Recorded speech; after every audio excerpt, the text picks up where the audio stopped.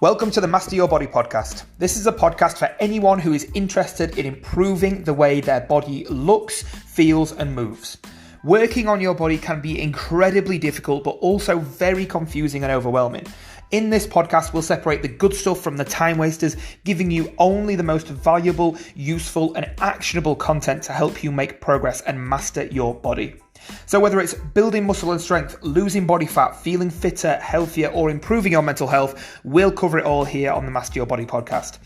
If you want more great content to help you build your body and mind, you can follow me personally on Instagram at AndyClements01 or on YouTube, I'm Andy Clements. My name is Andy Clements and welcome to the Master Your Body podcast.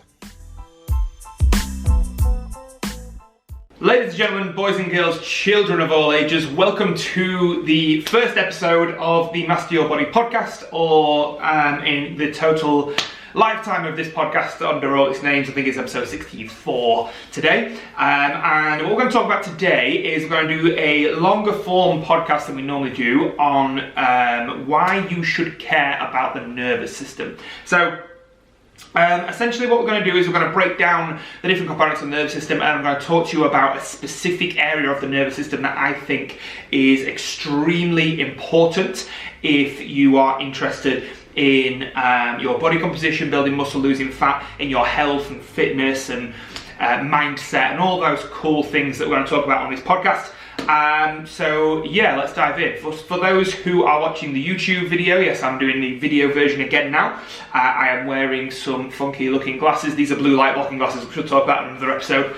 But basically they are protecting my circadian rhythm from all of the bright stimulating light, so I can actually get a good night's sleep tonight. So we'll talk about that on another episode, but today I want to focus on the nervous system. So there's a couple of different components I'm going to define for you first here about the nervous system. And the main one I'm going to talk about today is the Autonomic Nervous System, or the ANS. And when you hear the word autonomic, you can sort of think automatic, right? Now, you've got no conscious control over this system, but we can influence it through our behaviors, through our emotional states, and through various different things like that. We can influence which state we're in autonomically through the autonomic nervous system. So that's the main area we're going to talk about today. It's not to be confused with other areas of the nervous system, so like the central nervous system, which is comprised of the brain and spinal cord, or the peripheral nervous system, which all feeds back into the brain and spinal cord. They're all parts of the nervous system, but when for the sort of the interest of simplicity here, when I talk about the nervous system, I'm going to be referring today to the autonomic nervous system, right, which is comprised of a couple of different bits, which we'll talk about. Now, focusing on the autonomic nervous system, the nervous system, for its application to health, mindset, muscle building, fat loss, stress reduction, mental health, all different aspects like that. This is going to be something that's massively important, because if you don't pay attention to the autonomic nervous system, either whether you're aware of that's what you're doing or not, if you don't pay any attention to it, then you will be worse off mentally and physically. There's no way around it. That is probably maybe a little bit of a bold claim to make to some people, but if you don't pay any attention to this area of your body and your brain, then you are going to be worse off than if you did pay attention to it, because you will be in one state or another. Excuse the siren out, if you can hear the siren outside my window there. But you are going to be in one state or another of this system, whether you like it or not. You're going to be pushed into one state or another. You may as well try and consciously manipulate which state you're in and be in the right state at the right time, if that makes sense. So let me break this down a little bit more. Now, some of you may have heard of the autonomic nervous system before and know a little bit of backstory about this, and I have spoken about it on the old version of the podcast a little bit, but some of you, this may be a new concept, so let's break it down as simply as possible. So the autonomic nervous system has two branches, okay? First of all, you've got the sympathetic nervous system, which is the stress response, and the parasympathetic. Now, you're always in one or the other of these. You're always either primarily in a sympathetic state, or you're always primarily in a parasympathetic state. You're in one or the other. So like I said, it would make sense to manipulate which one you're in. So the sympathetic, let's start with the sympathetic here, and we're going to go deep on this. So the sympathetic nervous system, the branch of the autonomic nervous system known as the sympathetic, is also known as the fight or flight response, or the fight, flight, or freeze response, which you've probably heard of before, right? And this is essentially our body's inbuilt mechanism that is the initial knee-jerk response to stress or perceived stress or threats in the environment or perceived threats in the environment, okay? Now, what happens when the switch is flicked and we go into this sympathetic nervous system state? We go into this response of fight or flight or whatever you want to call it, is blood and resources and oxygen and nutrients and all the stuff that we need for energy is pushed to the limbs, pushed to the muscular system for movement, because in this state, this fight or flight state, we need to be able to be mobile. We need to be able to fight something or get away from it, right? So heart rate increases because the blood needs to be moved around the body much quicker. Blood pressure increases. Focus starts to narrow because we need to be aware of one particular thing that might be a threat in our environment. Stress hormones start to increase, so your adrenaline, your noradrenaline, your cortisol, norepinephrine, I can't say that word, but all these different catecholamines, they're called, stress hormones, start to increase, and we start to feel more stressed, or sort of the level of arousal of the nervous system increases, right? I don't mean that in a sexual way, but you know, it starts to excite the stress response. So we start to feel more stressed, you know, anxiety, all that sort of stuff. So from an evolutionary perspective, the reason we have this state, the reason we have a sympathetic or a fight or flight nervous system is because it helps us to survive. It helps us to fight, it helps us to hunt, it helps us to be able to get out the way of predators, you know. This is hundreds of thousands of years ago when we were evolving on the plains of Africa or wherever it was. You know, if we were attacked by a predator, a lion or something like that, we needed to be able to think fast. We didn't want to sit there and analyse, is this lion a threat, blah, blah, blah, blah, you know, and think through the pros and cons of trying to fight it or make friends with it or get away from it or whatever. We need an inbuilt mechanism to be able to make that decision for us, and that's what the sympathetic nervous system essentially evolved, so that we can do. So we knew innately to be able to run away, or if they were a crazy bastard, try and fight it. I don't know. But you know, a modern day example of this might be if you are stood in the middle of the road for whatever reason, and a speeding bus is coming towards you. You don't need to think about what's the pros and cons getting out of the way of this bus. You just know to jump out of the way of the bus, right? So, you know, that's the sympathetic nervous system that allows you to do that. So, it has a very specific evolutionary purpose, and it's a very useful thing. It's not a bad thing. It's a very, very useful thing. Now, in the modern day world, this is perfect. This is a perfect system to help us to train. Okay, so again, we're going to go back to stuff like muscle building. We're going to go back to stuff like physique development, right? So when you're training in the gym and you're trying to cause damage, because whether you're training for muscle building or strength building or fitness or whatever you're training for, you're there to create a stimulus, you're there to cause some damage to your body so you can recover from it. So when you're in the gym and you're training, you know, you have an insane amount of power to be able to improve performance in a short term. Does that make sense? So it's like accelerating in a car, like getting in a car and put it in a low gear, like second gear, and just hitting your foot on the accelerator and just you know, accelerating and pushing on really, really fast in low gear. You're going to go really fast in a really short amount of time. You're going to speed up, right? And that's essentially what we're doing when we go into this stress response, especially in the gym. Now, when I train personally, obviously my goals in training are more around muscle building and physique development and strength, stuff like that. So when I train, I have strategies to deliberately put myself into this state to rev up my sympathetic nervous system, my fight or flight nervous system, right? So I deliberately do things like start breathing hard just before a set, not the whole time in the gym, that'd be daft, but you know, just before I go into a big set, I will start increasing my breathing rate, right? So I'll start breathing through my mouth, breathing from my chest, breathing a little bit harder, and at the same time I'm doing that, I'm mentally starting to visualize the set. I'm mentally starting to, you know, imagine that the set's, I don't know, easy, I'm crushing it, whatever, and I'm combining that with the emotion, like a controlled aggression, you know, like thinking strength, thinking power, and starting to cultivate a controlled aggression that I'm directing towards the set. I'm not just directing it randomly at everybody that gets in my way, I'm directing it towards a set that I'm going to go into in 15, 20, 30 seconds time, whatever it might be. Does that make sense? So that's how I sort of cultivate the arousal of my fight or flight nervous system to my advantage, because the amount of power that exists when you're in that state is substantially higher than if you're dragging your ass in and just trying to get through the reps in a completely different state, right? You're going to have two completely different experiences, be able to, you're going to have completely different potentials in terms of your power and your strength and your fitness or whatever else, right, when you go into the gym. Now, obviously this could be applied to other disciplines, I would imagine, in slightly different modes, but my experience and my experience, my skill, I guess my expertise is in training to build muscle, training to build strength for power, short-term, short burst exercise.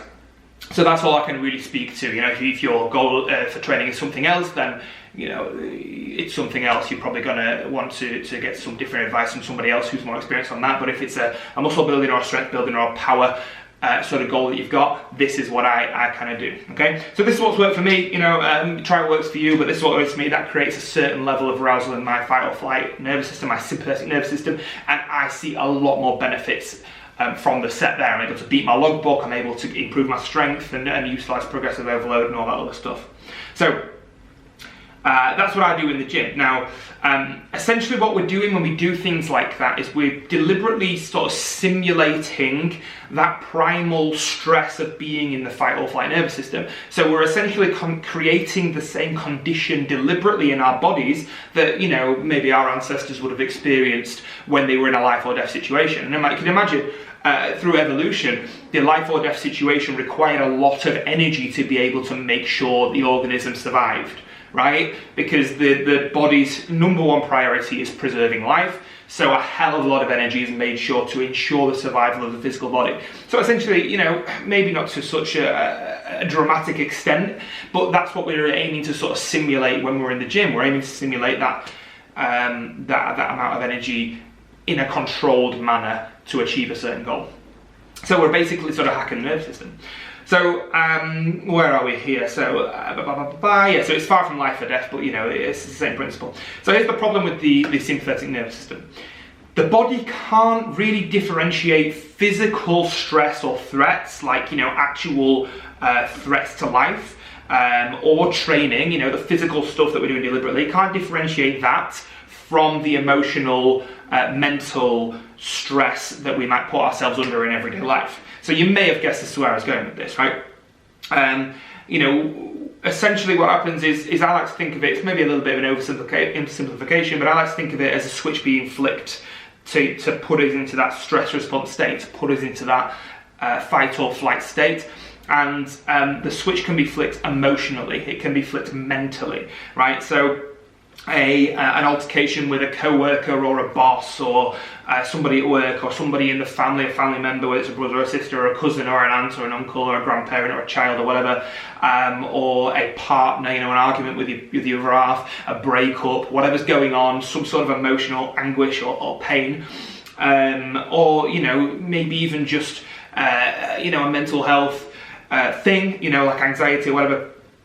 This all starts to flick the switch of the internal sort of fight or flight system, the sympathetic system, and starts revving up the same response as we've just talked about that we're going to do deliberately in the gym, right? Or that evolutionarily we experience in a life or death situation. So essentially the same response happens. You know, the focus narrows, the heart rate elevates, the blood pressure elevates, the blood and the energy and the resources get pushed to the limbs, but nothing is actually happening this time.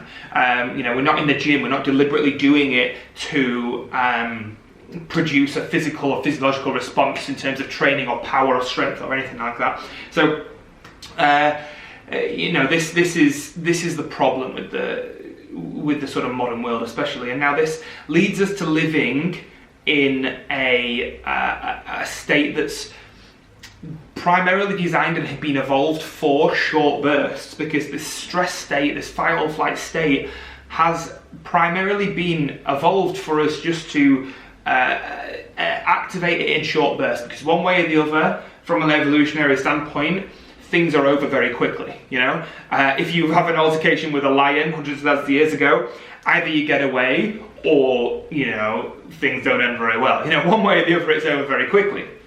But so it's only designed for us to be able to live in for a short period of time, and then we have to recover, and we move into the stuff we're going to talk about shortly. But what's happening with a lot of people in the modern world is we end up stuck in this fight or flight, sympathetic survival state. And essentially, to analogize again from a sort of a car perspective, it's like going down the motorway stuck in second gear and revving your engine, and just like burning the engine out and trying to get up to 70, 80 miles an hour in second gear. You'd probably be able to do it, but the car won't last very long before things start to break down. And that's essentially what happens to the body. Now, the long-term consequences of living in this state without any break from it can be quite tragic. You can start to get disease developed, all kinds of chronic disease over long periods of time can start to develop. You have a much lowered immunity to short-term disease. Your digestion starts to suffer, and you start to get digestive issues developing because the blood's not in the digestive system, right? The blood is in the limbs because your body's in a constant hyper alert state to any potential threats that are around the corner. So it's not a time to digest food, it's a time to be tense and make sure the body survives, right? Stuff like infertility, again, because it's not a time for the body to get energy into the reproductive system because it feels it's under threat, and all this stuff. So that's the effect it can have on the body. It can also start to have more of a worsening effect on anxiety and depression and mental health disorders. I'm not saying that any of these things I'm mentioning are directly caused purely by being in that state for too long, but some of them can be caused, some of them can be worsened by being in that state for too long. So, whichever way you look at it, it's not going to help if you stay in this constant high alert state of stress. Does that make sense? So, the consequences for your physique goals are poor recovery from workouts, poor sleep. You're going to build less muscle, you're going to lose less fat, you're going to have higher inflammation throughout your body, so you're going to recover much less effectively from workouts. You're going to be sorer. Again, developing stuff like leaky gut, IBS, poor digestion, all these sort of things that are going to not allow you to be able to build your physique in the way that you want to build it. So you can achieve your physique goals in spite of the autonomic nervous system. You can achieve them, it's possible, but it's possible in the same way that it's possible to drive for 30 miles in second gear without changing gear and revving your engine to the max. You'll probably get to your destination, but you will probably have some problems by the time you get there. You'll probably, your oil might need changing, or your engine might be burnt out, or somebody that knows a bit more about cars and probably fill in the rest of that, but you understand where I'm coming from with that, hopefully. So now we've got a problem. So here's where we look at the other side of the autonomic nervous system. So we've looked at the sympathetic nervous system, we've looked at the fight or flight state. Now we look at what's called the parasympathetic nervous system, the other side of the autonomic nervous system, right? So the parasympathetic nervous system is called the rest and digest system, okay? So this is the system where blood and resources and energy and oxygen and nutrients are pushed from the limbs into the torso, into the internal organs for optimized digestion, for relaxation, for higher immunity, for long-term building projects, for recovery, for reproduction, for all these different things that are so important in the long term, but can only be done when we're not in a stress state, okay?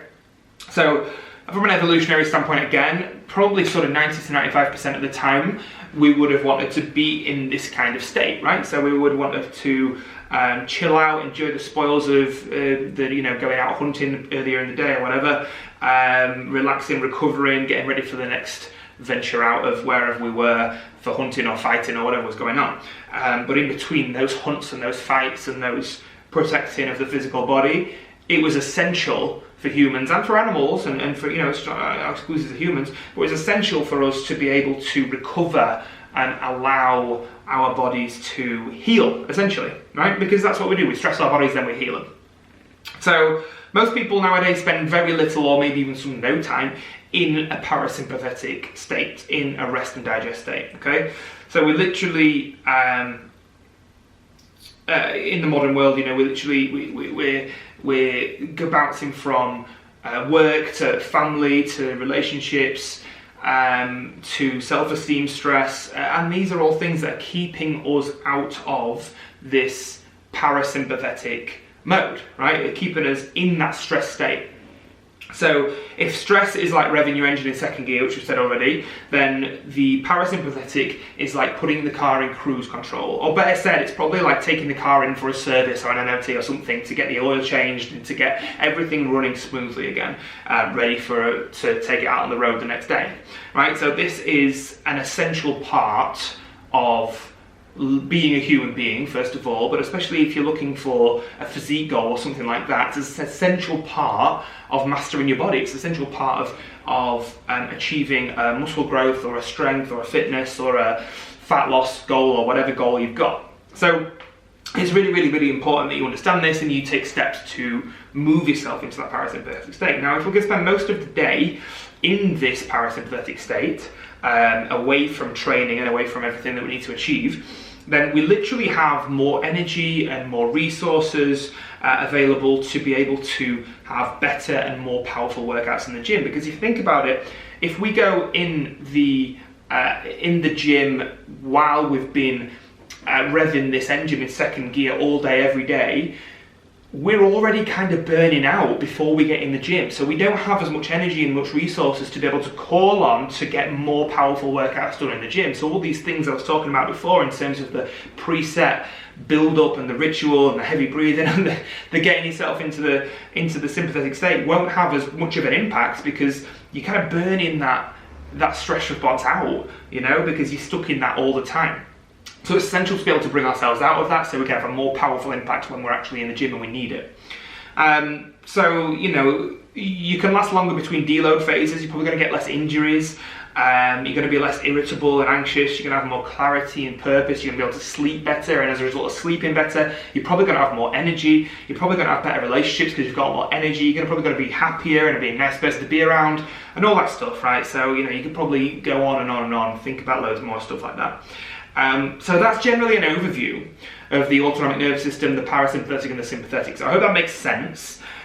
So the next thing we need to go on and talk about now is how do we actually lower stress and how do we achieve this state of parasympathetic or rest and digest activity, because I think it's quite obvious how we achieve more stress response. It's not too difficult to cultivate that aggression in the gym especially. Sometimes it takes practice, but you know, most people don't have a problem with stress. Most people have a problem with chilling out again. So I'm going to focus now on the 5 biggest things, my 5 biggest sort of strategies that I personally use in my personal life. I recommend some of these to clients as well, but these are definitely the 5 biggest things I use in my personal life to be able to lower my stress level and bring myself out of that stress response, that high alert level, down into a more parasympathetic, chilled out response to improve digestion and all that stuff. So the first one is meditation. Now, meditation has been spoken about a lot lately by a lot of different people. You may have come across it, you may have tried it, you may not have tried it, you may have various opinions on it. My honest advice would be to suspend any negative judgment you have against it, suspend anything that you think it's kind of like hippie stuff or weird stuff or out there kind of woo-woo stuff, and just give it a chance, because this is, honest to God, the number one thing that I've found over the last 12 years, I suppose, since I've started looking into all this stuff and training and going on my own sort of body and health journey. That sounds really wishy-washy, but you know what I mean. And meditation is 100% the number one thing I've ever come across. So if you just want to dip your toe in the water and you just want to see what it's all about, then there's free apps out there like Headspace and things like that can give you a little bit of an introductory, and they do literally 3 to 5 minute introductory guided meditations, which will help you to just see what it's all about, basically. But if you want to take it seriously and you really want to go into it, I recommend looking up Dr. Joe Dispenza. That's Joedispenza. Joe Dispenza. He's all over YouTube and podcasts. He's got all sorts of books out, and also, so just type him in wherever you want to type him in, and just listen to what he has to say, because he's a very, very, very intelligent man.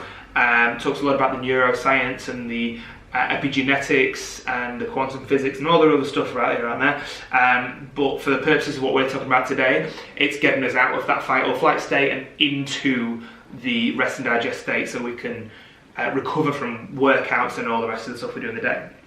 So that's the first thing, is meditation. The second thing is journaling. So this is the second thing that I found, especially more recently, has really helped me to get out of that whirlwind sort of mental stress state.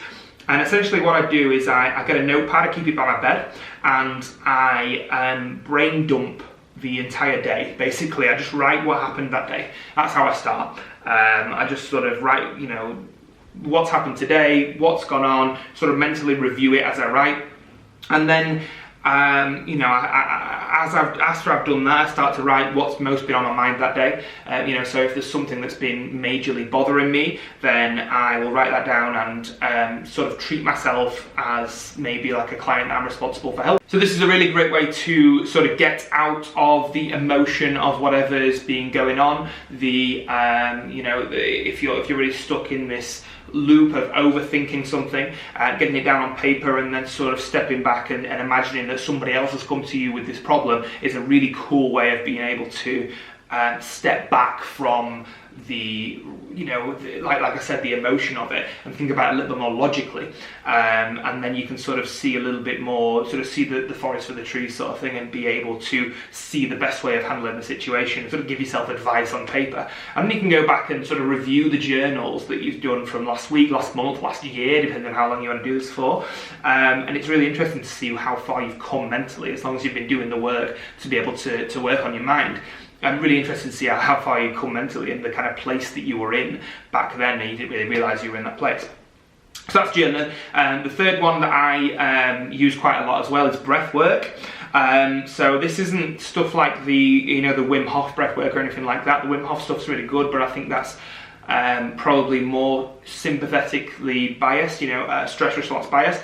The breath work that I like to do, and I like to prescribe to, well, not prescribe or advise clients to do, is more parasympathetic based. So it's more nasal breathing. So nasal breathing's much more biases the rest and digest response, the parasympathetic response, than chest breathing does. Mouth breathing does, and also breathing through the diaphragm, through the midsection, is much more parasympathetically driven than breathing through the chest.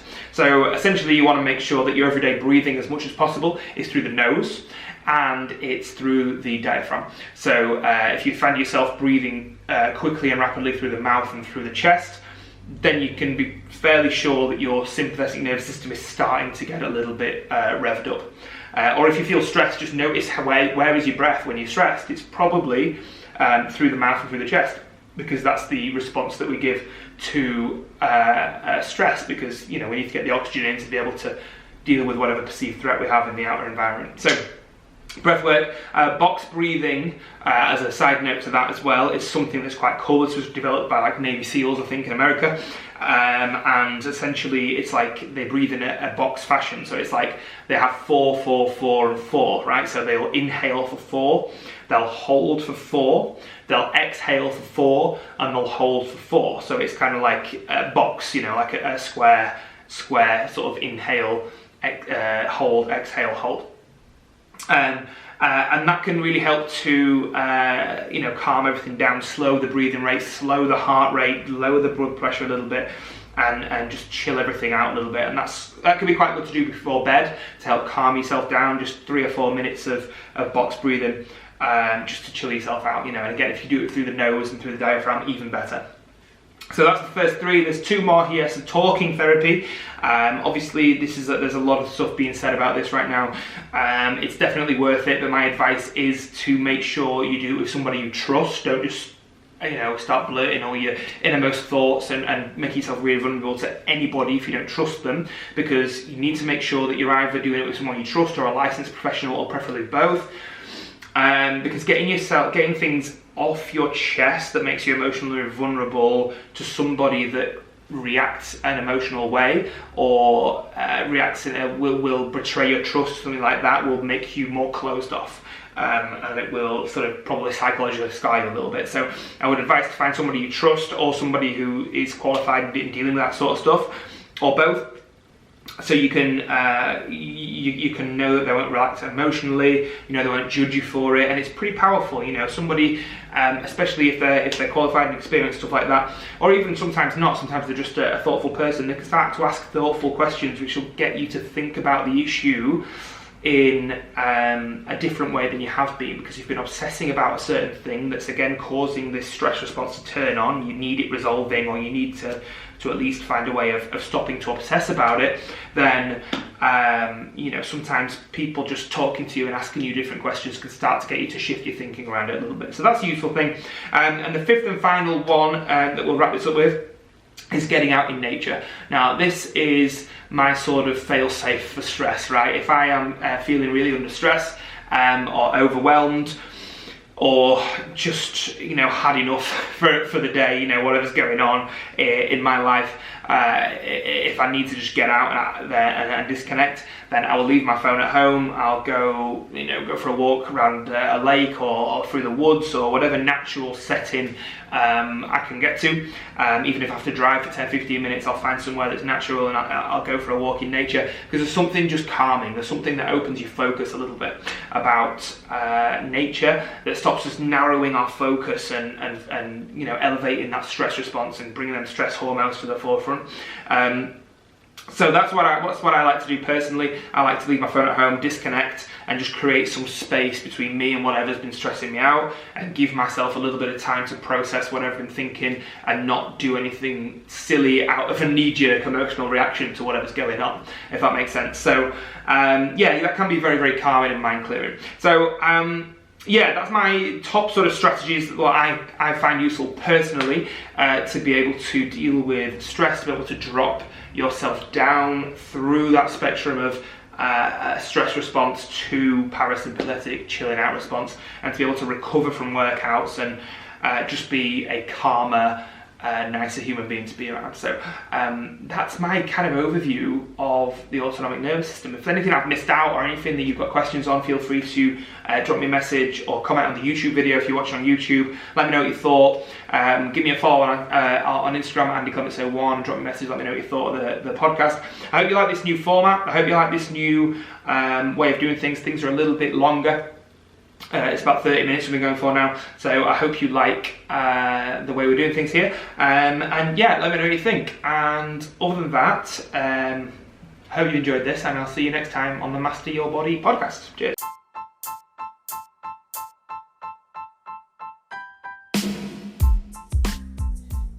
Thanks so much for listening to this episode of the Master Your Body podcast. Just before you take off, if you enjoyed this episode, I'd love it if you could take a screenshot of it on your phone and add it to your Instagram story to spread the word. If you tag me in it at AndyClements01, I'll repost it as well. Don't forget to subscribe for new episodes of the Master Your Body podcast every week, and I'll catch you next time for another episode.